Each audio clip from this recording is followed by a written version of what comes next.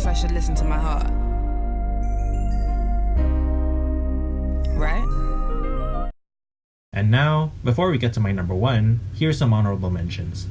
In the first draft of the script, this section was 13 minutes long, but I managed to cut it down to just 4.5, so y'all should be grateful.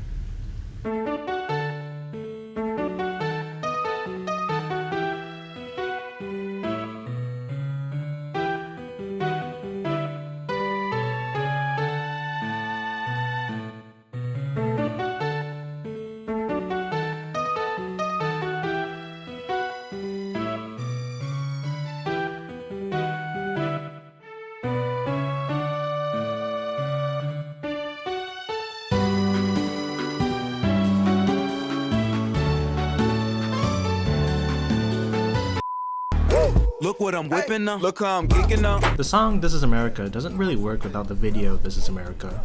But don't think that's supposed to be a knock against the song. The song and the video are supposed to go hand in hand like a really good soundtrack to a really good movie. And this is an incredible video. Baby, it's your love, it's too good to be true. Baby boy, your love got me tripping on you. This is basically just a serious grown-up version of Boot Up. I feel like Boot Up does a lot more for me just because it feels a lot more passionate and stronger. But, you know, this is still pretty excellent. Looking at my list of honorable mentions, there's a running theme in the lyrics to some of these songs of being honest with who you are, not only for yourself, but also to spite people who try to stop you from doing it. This isn't necessarily the best song in that area, but, you know, I can still appreciate the sentiment of the song because it feels really liberating to hear that I can be whatever I want to be. I definitely appreciate that BTS is using their massive platform to tell their young audience to love themselves. Also yes, I'm referring to the original version of Idol, not the remix of Nicki Minaj. Why would I do that? What's good, Korea? You know I've been a boss for my whole career. I'm about to jet in the Leah. This song is excellent, well written, masterfully composed, and produced. It's such a subtle pop song, yet it can be so gratifying to listen to if you're willing to let it build up. And the intro to this song is just brilliant. I'm picking it up, I'm loving, I'm living, I'm picking it up. I'm picking it up, I'm loving, I'm living, I'm picking it up. What a way to kick off Ariana's reign in 2018. Sure, it's not nearly as button-pushing as Madonna's or Lady Gaga's efforts to piss off the conservative crowd and push pop music forward, but it is still a great trap pop banger that works well with her style. And of course, the gospel singing is absolutely beautiful and infectious at the end there. Now sing along with me.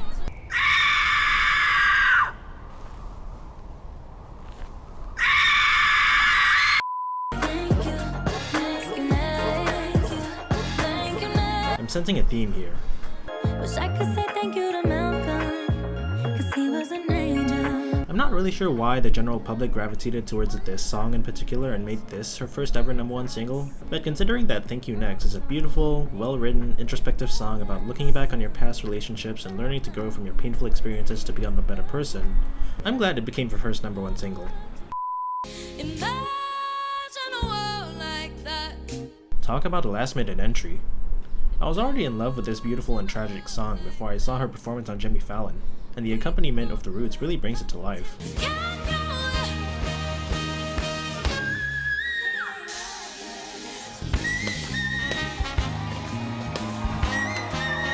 For the record, all of these Ariana songs would have been on the list if I had allowed multiple entries from a single artist, and pretty high too.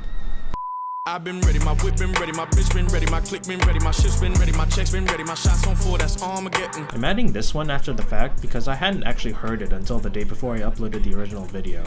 But I really wish I had because I'm honestly kind of obsessed. This love has no ceiling, I cannot deny. Now we get to the non-hit section, and god damn, I really was hoping this would be a hit. It's like 3 times better than One Kiss.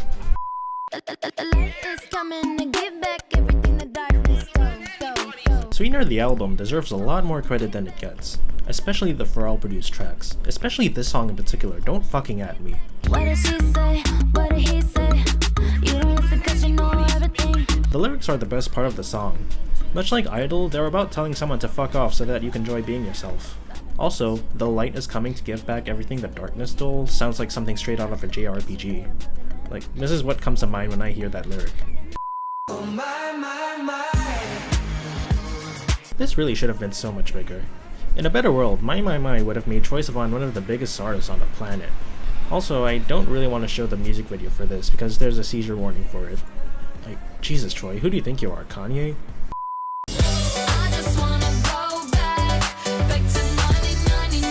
I kinda get a kick out of people saying stuff like, oh, Charlie and Troy are way too young to have enjoyed the 90s. Why are they singing about 1999? Why did they put Titanic in the music video? That came out in 1997, duh!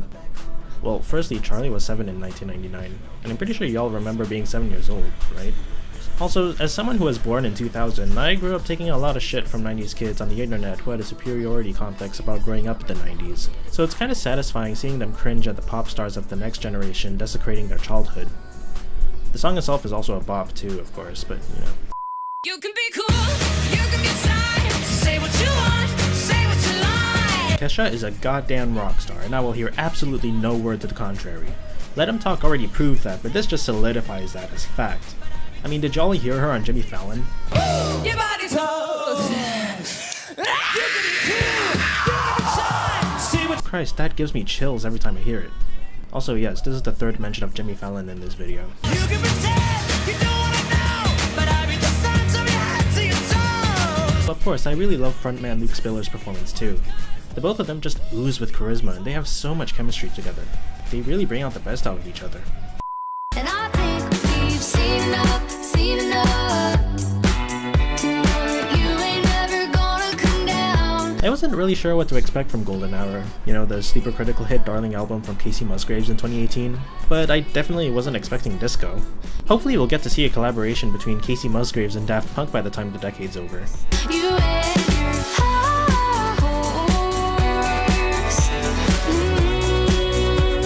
Also, High Horse is another one of those fuck you, go away, let me have fun songs that I really liked this year.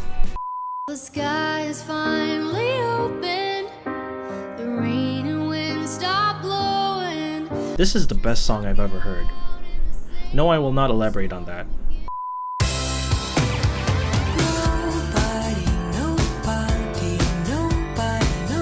This feels like Stranger's hit song. This didn't seem to have any mainstream exposure whatsoever, yet it feels like everyone knows it. Mitski just has this uncanny ability to use the exact right words to describe her desperate aching need to soothe her loneliness and heartbreak, and it seemed like every single person on the internet related way too much to it, including me.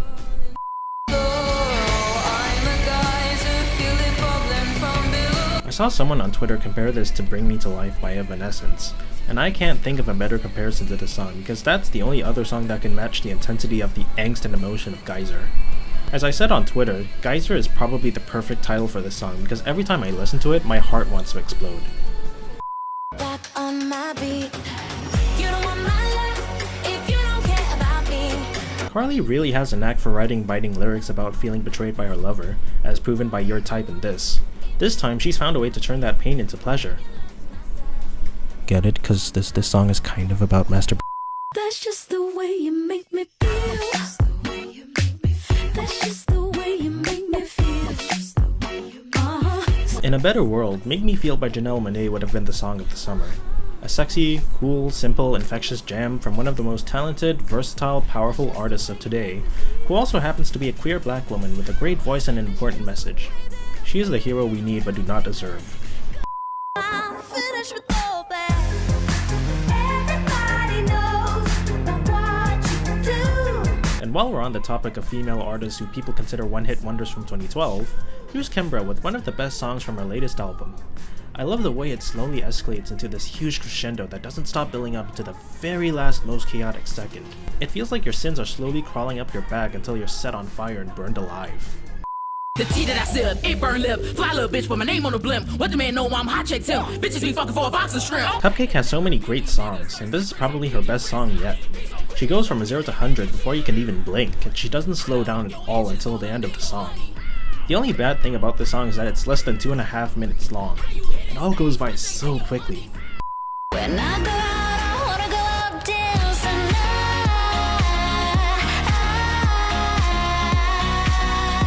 Dancing is just a lovely song. A country-influenced dance song about living your best life that is also kinda about death, maybe. I recommend it. Also, go check out Lost Without You. It's one of my favorite songs of the year. I wanna get lost without you. And so you twist, insist, and Along with Troye Sivan, Emma Blackery is another YouTuber whose music I love.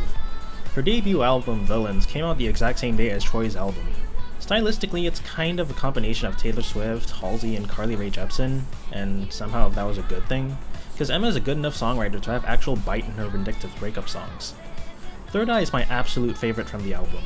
Sonically, it pretty much has everything I could ever want in a synth-pop song.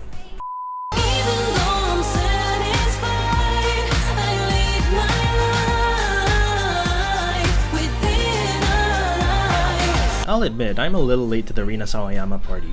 I literally only just started listening to her as I was writing the script for this, but this is probably one of the most perfect songs I've ever heard.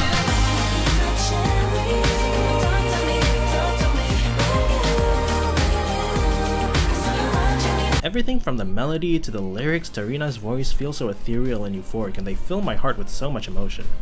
It's beautiful. When I get older, I'm gonna be stronger, so I can lift up the whole entire world. If the only thing you know Bill Wirtz for is his History of Japan and History of the Entire World, I guess, videos, you're missing out. On top of his editing skills and his distinct brand of humor, he's also a really talented multi-instrumentalist, and the songs that he's been uploading throughout the year have all been really catchy and distinct. Here's a poem about rain. His brand of weird, seemingly disconnected lyrics and chirpy instrumentals can be surprisingly potent if you listen closely enough, and I love seeing him play around and experiment with all these creative compositions. This guy really needs to release an album or something.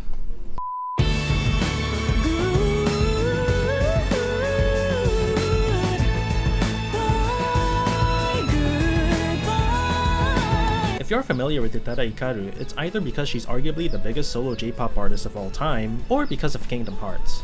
In any case, you should go listen to her latest album, Hatsukoi, which has a lot of good songs, including this standout favorite of mine.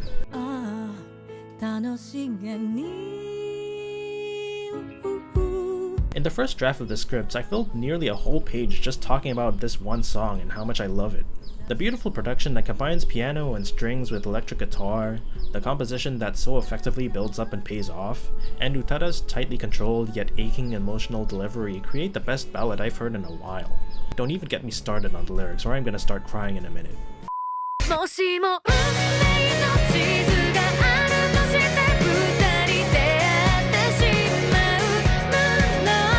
Leo Yeiri is a singer-songwriter who mainly makes pop music but has a lot of influence from rock as well as other genres. After Dark is probably one of her best songs to date. There's so many incredible production elements and moments to this song, like this almost disco guitar in the chorus, the distorted drums at the start of the song and before the final chorus,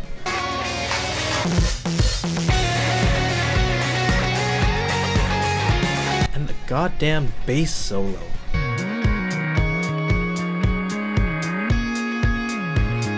All of which combined into this package way more than the sum of its parts. Leo Yeiri is awesome. Y'all are missing out.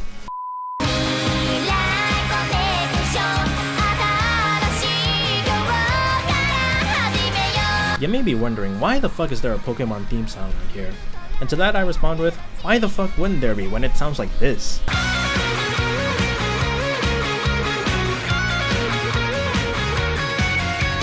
The term feel good often refers to media that is cheerful and chipper and also kinda shallow, but this song is genuinely a great feel good song. It's the kind of song that reaches deep into your soul and understands your deepest worries and fears and helps them relieve them for a bit, even for just a few minutes. This song gives me absolute joy whenever I listen to it. And for the record, so does this current season of the Pokemon anime that this song is from. Go check that out too.